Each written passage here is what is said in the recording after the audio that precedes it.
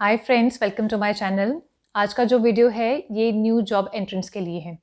इस वीडियो में मैं आपको बताऊंगी वो 3 सवाल जो आपको इंटरव्यूअर से करने हैं इंटरव्यू में।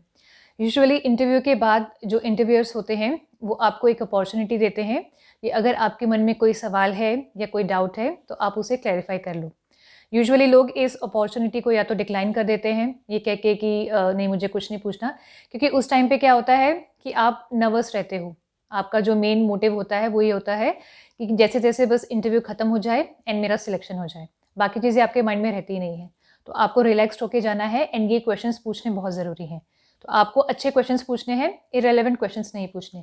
क्योंकि इसमें होता क्या है ना, आप उस टाइम पे तो बस निकल गए, इंटरव्यू देके निकल गए एंड फिर आपको लगता है कि जब जॉइनिंग हो जाएगी, अपॉइंटमेंट जैसे लेटर मिल जाता है, आपकी जॉइनिंग हो जाती है, फिर आपको शॉक लगता है कि ये क्या करा रहे हैं। मतलब कई दिन आप वेस्ट कर देते हो वहाँ पे काम करके, फिर आपको पता चलता है कि अच्छा ये चीज़ें भी हैं यहाँ पे। और उस चक्कर में क्या होता है ना, मान लीजिए उस कंपनी में तो आपका सिलेक्शन हो गया, पर आप दूसरी जगह भी इंटरव्यू के लिए जाने वाले थे।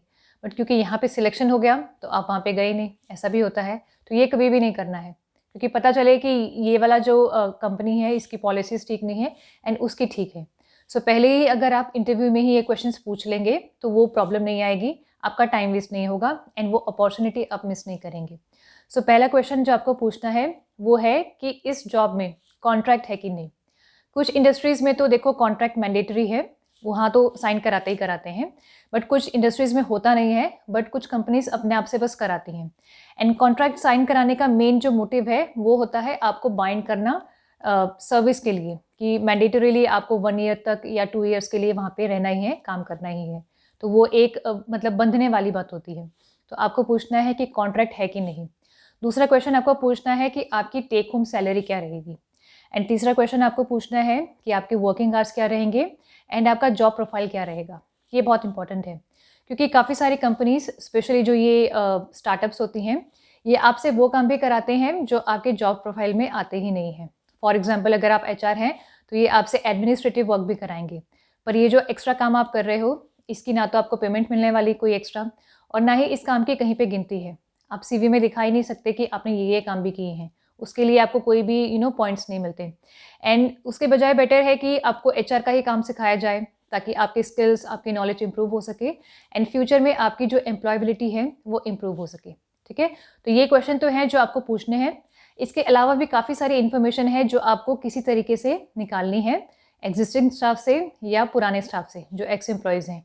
कोई भी अगर आपको किसी तरीके से कोई रेफरेंस मिल जाता है, तो आप ये इन्फॉर्मेशन ज़रूर निकालो। जैसे कि वहाँ का वर्क कल्चर कैसा है, टॉक्सिक कल्चर तो नहीं है, मैनेजमेंट का जो एटीट्यूड है एम्प्लॉयज़ की तरफ वो कैसा है, लीव सैंक्शन कर देते हैं या जस्ट दिखाने के लिए है कि इतनी कैजुअल है और इतनी सिक है, पर जब आप मांगने जाओ तो कोई ना कोई बहाना बना देते हैं। इसके अलावा आपको पूछना है कि नोटिस पीरियड कितने का है, 1 महीने का, 2 महीने का, 3 महीने का, एंड रिलीविंग लेटर कब मिलेगा। ये जो क्वेश्चन है ये आपको एग्जिस्टिंग एम्प्लॉय से या पुराने स्टाफ से ही पूछना है, एचआर से या इंटरव्यूअर से मत पूछना, क्योंकि उनको लगेगा कि ये इंसान तो छोड़ के जाने वाला है, ये तो यहाँ पे टिकेगा ही नहीं, तो आपकी रिलायबिलिटी कम हो जाती है। तो इस वजह से वो आपको सिलेक्ट भी नहीं करेंगे। एंड वैसे भी देखो ऑब्वियस है कि अभी आपने एंटर भी नहीं किया है एंड आप एग्जिट करने की बात कर रहे हो, तो आपका इंप्रेशन जो है वो खराब पड़ता है। बट ये इन्फॉर्मेशन आपको निकालनी है। इसके अलावा जैसे-जैसे आप काम करते जाओगे, एक्सपीरियंस हो जाओगे, फिर आप और भी चीज़ें खुल के पूछ पाओगे। मान लीजिए कई बार होता है ना, कुछ कंपनीज़ आपको नाइट शिफ्ट भी करा देती हैं, तो वो आप पूछ पाओगे। वीकेंड पे आप काम तो नहीं कराओगे, या ऑफ़िस आवर्स के बाद तो मुझे परेशान नहीं करोगे। ये चीज़ें भी आप पूछ सकते हो अगर आपके स्किल्स अच्छे हैं, एक्सपीरियंस है, क्योंकि उस टाइम पे क्या होता है आपकी डिमांड बढ़ जाती है। आपको कहीं न कहीं जॉब मिलेगी क्योंकि आपके पास एक्सपीरियंस ही इतना अच्छा है, तो आप खुल के पूछ सकते हो कि मुझे घर जाने के बाद कोई कॉल नहीं आना चाहिए, मुझे कोई मैसेजेस नहीं आने चाहिए, कोई ईमेल्स नहीं आने चाहिए।